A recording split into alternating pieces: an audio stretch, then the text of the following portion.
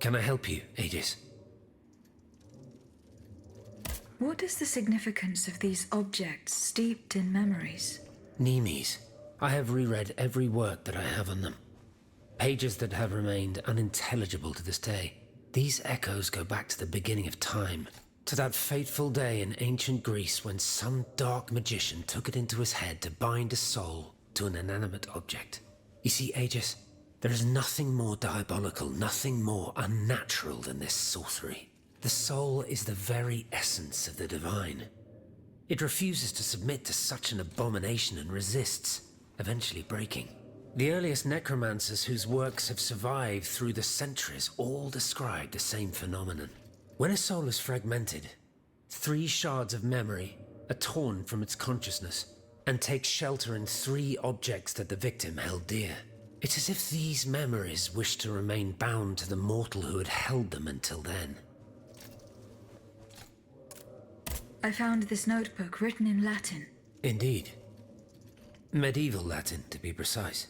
Oh, hold on. Bon sang. Aegis, what a find. This handwriting. I would recognize it anywhere. It's in Nicholas Flamel's own hand. Give me some time to study this, and I'll tell you what I'm able to glean from it. Have you finished reading the notebook, mon père? Yes, Aegis, and what I learned from it puzzles me. In this diary, Flamel tells of 3 journeys. 3 journeys into what he calls the in-between. A strange world filled with wandering souls. Tormented spirits that are unable to ascend to heaven. This world. It's where Cagliostro's victims were trapped until I freed them. En effet, I believe you're right. But that's not all. Flamel planned to return there a 4th time. He wrote this in the final paragraph, in his handwriting, dated 21st of March 1418. That was the day before he died, Aegis. What if his body died while his soul was traveling through limbo?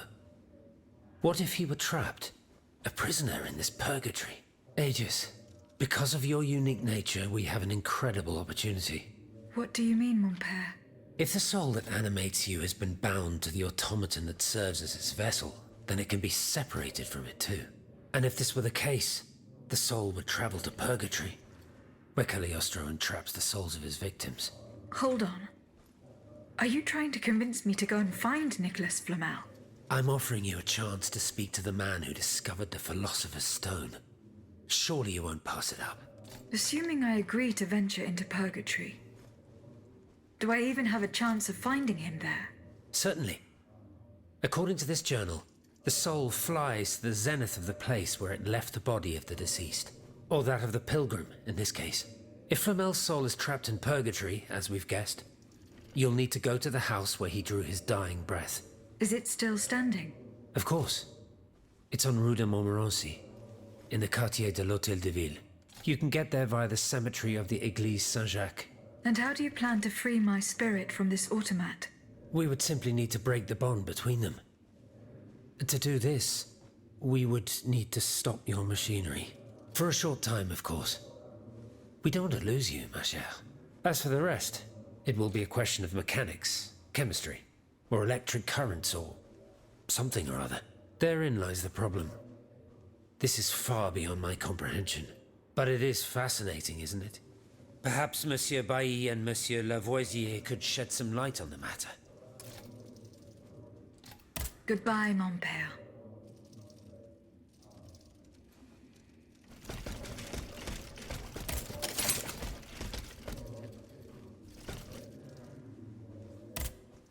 Monsieur Bailly.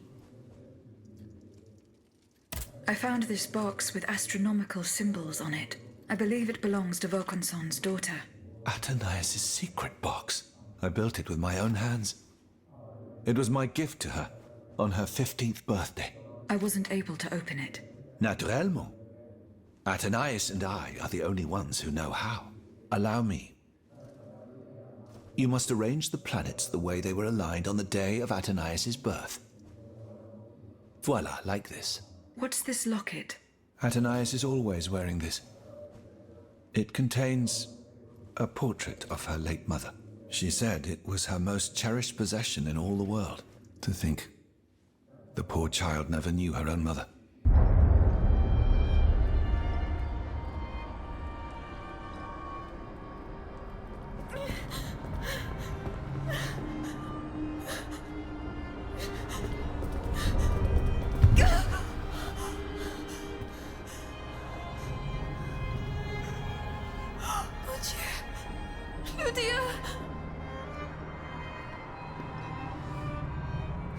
monster! What did you do to her?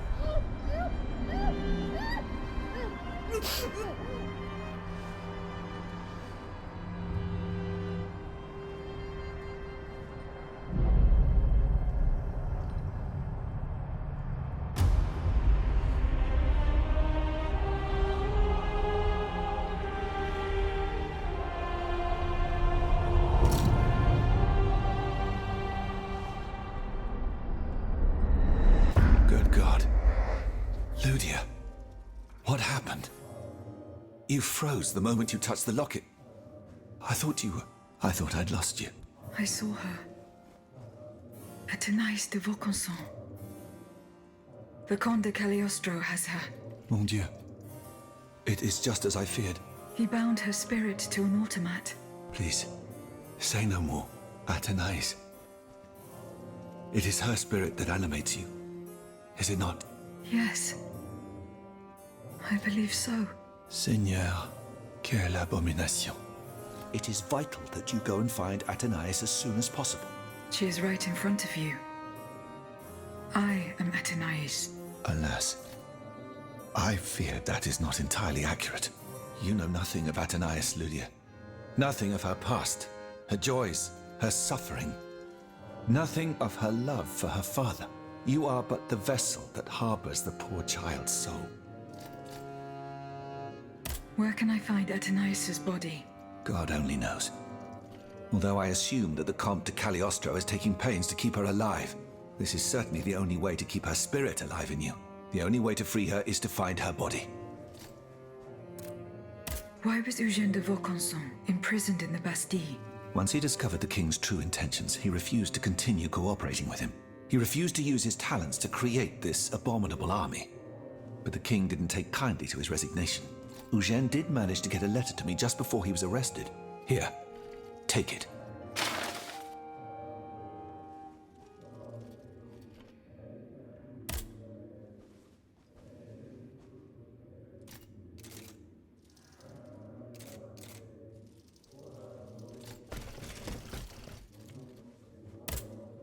Monsieur Lavoisier, What can I do for you, Aegis?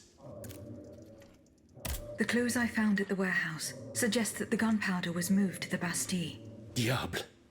You must find a way to get there and put an end to this threat. Do you think there is any way to interrupt my internal clockwork? To what end? I would like to briefly sever the bond between my spirit and this automat. It is a very strange request, madame. For what purpose do you seek to free your soul from its shell? According to the abbot, my spirit would then be able to visit purgatory. Oh, that dreadful place. Why on earth would you want to go there? I hope to find answers to some very important questions. You must understand, madame, that your very nature is a mystery to us. We are ignorant as to the principle that imbues you with life, nor do we know how your machinery works. That is why it is impossible for us to make even the slightest alteration. It would mean taking an unacceptable risk. Of course, if we had documents that could shed light on the matter. Antoine, the blueprints. What blueprints, mon ami? Ludia's. Eugène gave them to me when he was working on the modifications ordered by the king. He wanted my opinion on the potential for reducing the size of certain key parts. The documents are obsolete now, but they could tell us quite a bit about the mechanical principles that are shared by Ludia and Aegis. Bon sang, you're right. Where are the blueprints now? Alas, the situation is not in our favor. I kept them in the safe at the observatory, but earlier, when I went there to collect my most important documents, before setting off for the convent, I found looters making off with its contents. Blasted scavengers. Their kind are always quick to make the most of chaos. I chased them to the quays, but was unable to apprehend them. When they disappeared into an underground passageway under the Louvre, I decided it was best not to follow them. You acted wisely, mon ami. The automats are everywhere, and the marauders don't stand much of a chance. I'll try to track them down. Goodbye, Monsieur Lavoisier.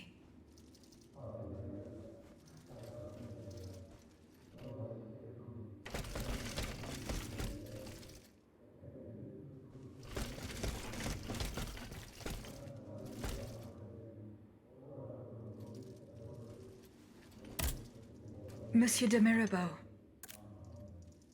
I found a broken cane. It says Franciscus Antonius on it. Do you know who it belongs to? Well, I never. Yes, I know the owner. And I'm willing to bet you're looking for a certain François Antoine. That's right. Well, you'd need to look a little further east, mademoiselle. Across the Rhine, for a start. Because this cane belongs, or belonged, to a certain Franz Anton Mesmer.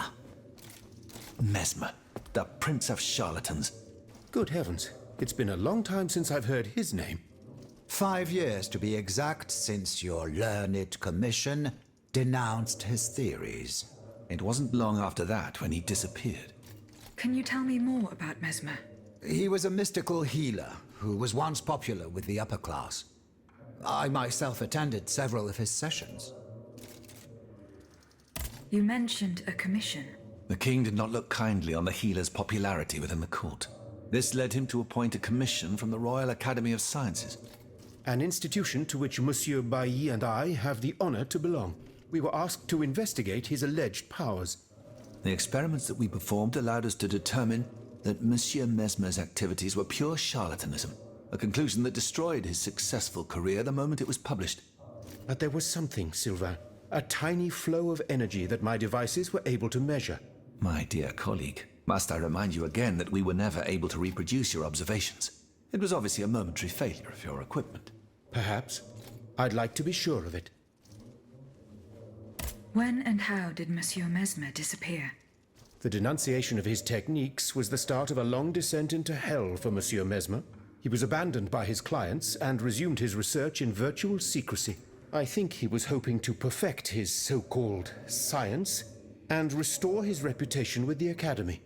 A hope that led him to associate himself with that dastardly Cagliostro. God only knows what experiments they may have carried out. In any case, their collaboration did not last long. Monsieur Mesmer left the kingdom overnight to return to his mother country. Why did he leave so quickly? That is a mystery. But those who saw him that morning say it was as if he had the devil at his heels. This is true. He left in such a hurry that he abandoned everything he owned. Furniture, belongings, and scientific equipment.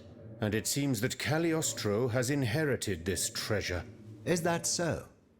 Well, if what you say is true, that broken cane must have passed into the Count's hands. Yes, it's likely. This adventurer from who knows where is quite the mysterious character. And he has been very busy recently. I've been able to observe him from my apartments, making frequent visits to Rue Saint-Honoré, on the Tuileries side. I wonder what he was doing there. What were Monsieur Mesmer's theories? He is a proponent of a theory called animal magnetism. He claimed to be able to channel a purported universal healing fluid by passing his hands over patients and using magnets. He also cobbled together a whole array of mad devices, each stranger than the last. Unfortunately, despite all his attempts, I don't know that he ever cured anyone. What happened during Monsieur Mesmer's treatment sessions? Oh, they were quite a spectacle to behold. Imagine well-born ladies afflicted with perfectly imaginary illnesses. A dimly lit room where incense has been burned to intoxicate the soul and cloud your vision. Amiable servants, half-dressed, gliding from countess to duchess to the sound of a sensual melody. And the great Mesmer, a doctor with wandering hands, presiding over the wonderful scene. Oh, you should have seen them. Those grand ladies moaning, crying, and falling into a swoon, clinging to that strange tub. Du théâtre, ma chère. Pure theater.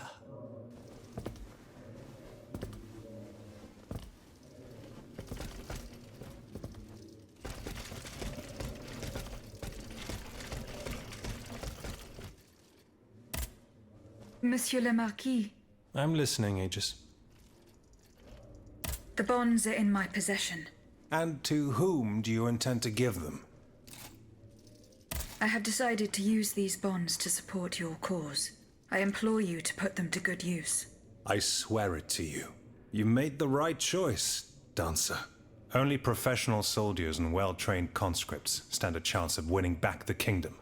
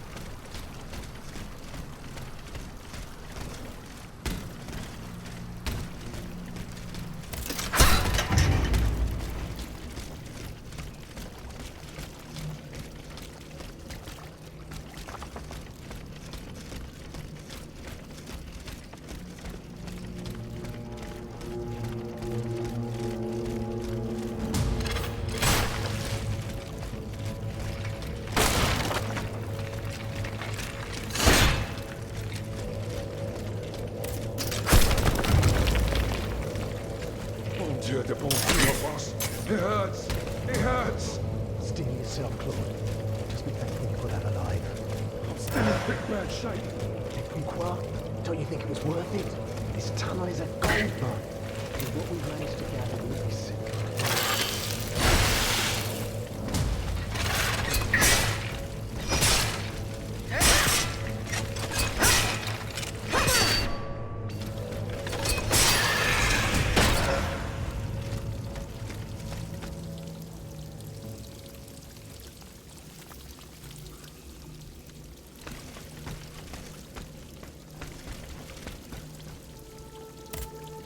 Monsieur, Huh? Who goes there? Oh, so, let's get the hell out of here! Run, Claude! Run if you can! Oh, my lure!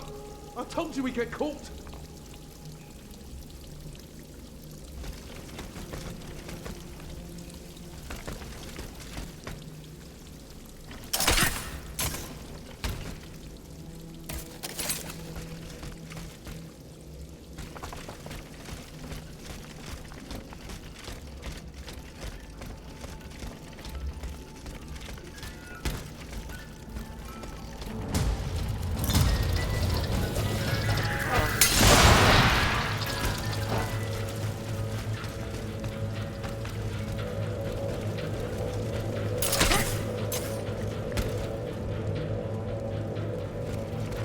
looters from the observatory. Poor souls. They didn't stand a chance.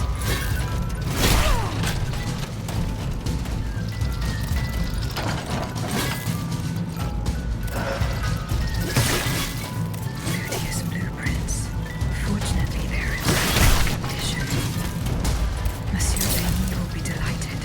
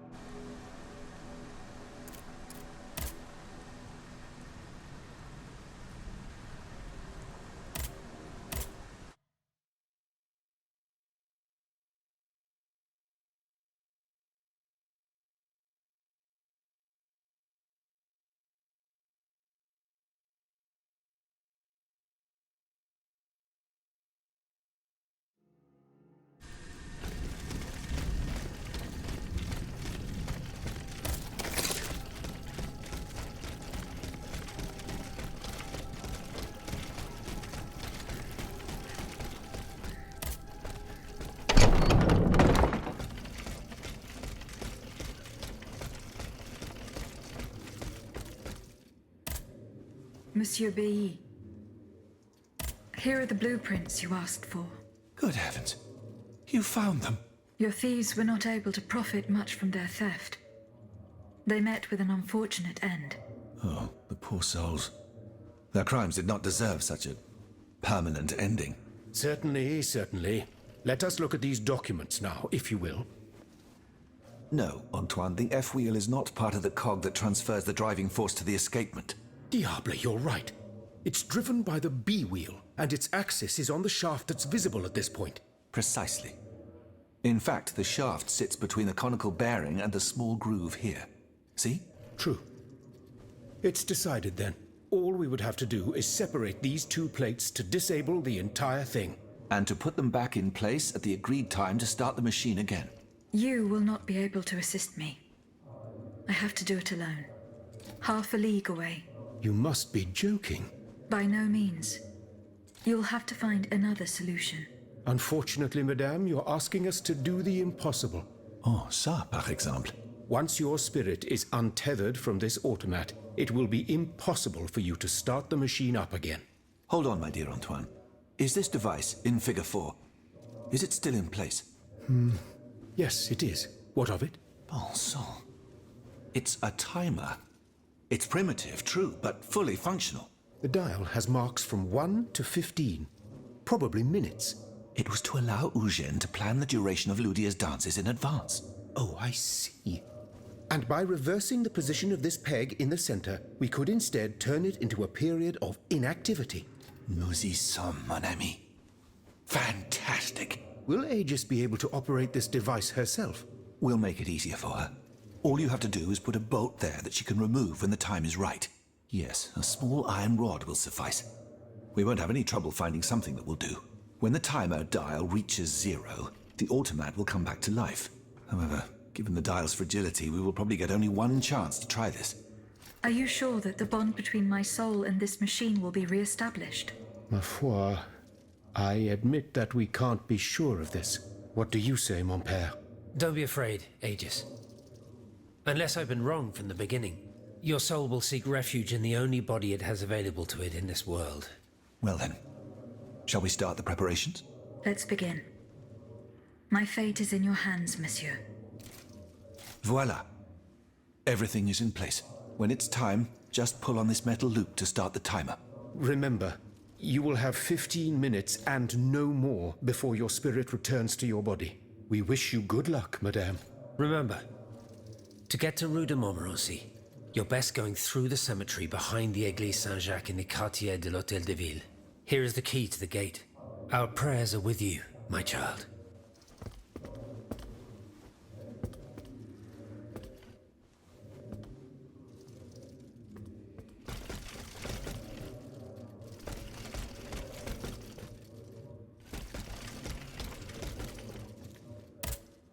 So how is Monsieur